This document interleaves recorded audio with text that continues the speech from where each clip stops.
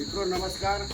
આજે એક એવા છોડની આપણે વાત કરીશું કે જે આપણા રોજિંદા જીવનમાં વપરાય છે અને ભરપૂર એના ફાયદાઓ હોય છે, રસોડામાં પણ હોય છે, ઔષધિઓ તરીકે પણ હોય છે।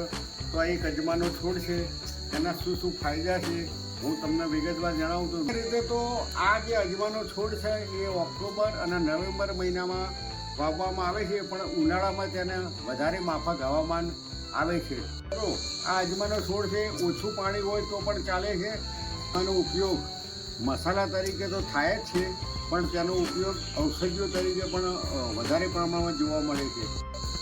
ગેસ અને પેટના દુખાવા માટે આ અજમાનો અક્ષર ઇલાજ છે, એ ખૂબ જ ઉપયોગી છે। મિત્રો, ખાંસી, શરદી અને ગળાના દુખાવા માટે આ ઔષધિનો છોડ જે બહુ ઉપયોગમાં, અજમાના તેલનો ઉપયોગ શરીરના દુખાવા માટે એટલે કે માલિશ કરવાથી બહુ જ ફાયદો થાય છે।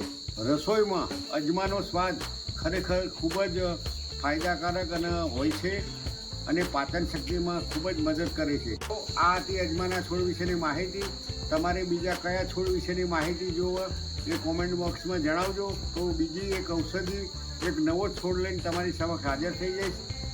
તો મિત્રો, મારો આ વિડીયો તમને ગમ્યો હોય તો લાઈક, શેર, કોમેન્ટ અને સબસ્ક્રાઈબ કરવા વિનંતી। જય હિન્દ, જય ભારત।